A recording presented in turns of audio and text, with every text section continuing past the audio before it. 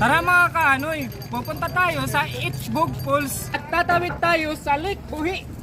Bali nga mga kaanoy, sasakay tayo sa bangka. Nga pala ay tinatawag na lancha.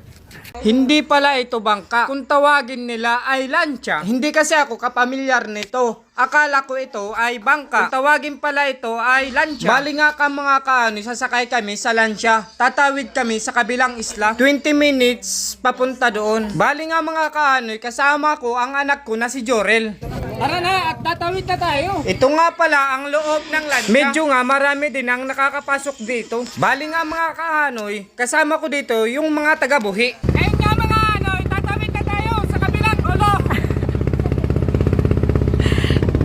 Pwede rin nga pala mga kaanoy sumakay dito sa ibabaw ng lancha. Kaya 50 pataas ang pwedeng sumakay dito. Malapit na nga pala tayo mga anoy. Diyan lang oh. Kung mahilig nga kayong mga kaanoy sa adventure, pwede kayo rito. Halos nandito na nga kami. Kaya nga si Kuya, todo prino sa kanyang lancha. Nagsisibabaan na nga itong mga kasama ko. Bali nga, maglalakad pa kami niyan sa 30 minutes. Hello mga anoy! At dito nga, excited na ako. Kaya sa dami naming dinala, tinulungan ko na rin sila. Hindi pala biro ang pagod dito. Ngayon nga mga anoy, nangangalahati na kami sa lalakarin. Bali po, 15 minutes na rin yung nilakad namin. Ilan pa kaya kung paabot pa doon? Ito nga palang dala ko ay kanin. Medyo nga mabigat. May tindahan nga pala rito. Kaso doon, Lagsyama. Malapit na nga kami. Kaya tuwang-tuwa na ako mga kaanoy. Tara mga kaanoy, mag-explore tayo dito sa Twin Falls.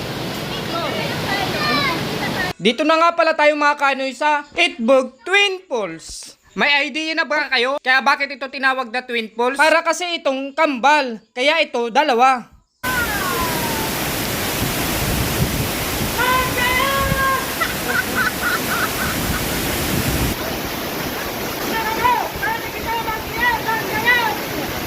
Nagtry nga ako dito mga kanoy kung gaano kalakas ang agos. At nung umupo nga ako dito, ay parang nga akong minamasahe. Kaya medyo tinagalan ko ang pag-upo dito. Kaya nakaka-relax talaga sa sobrang nilakad namin. Parang hindi ko na nga kaya nilakad namin na ganung kalayo. Pero sulit naman ang pagod. Bukod sa sobrang ganda ng tanawin, napakalamig pa ng tubig. Kasama ko nga pala si Misumi at ang anak ko na si Jorel.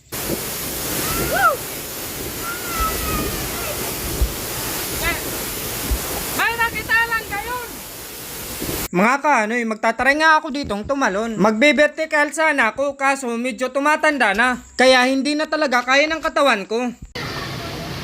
Mga kaanoy, sobra pa nga ang dami ng taong dumarating. Ngayong araw nga maraming tao ang pumunta. Sobrang dami talaga, lalo na't linggo. Kaya kaming dalawa ng kapatid ko nag-i-enjoy na lang dito. Hindi ko na nga na-video ang iba. Natuwa na ako rito. Nung hapon na nga, umuwi na nga kami. Sana nga nag-enjoy kayo sa panonood mga kaanoy.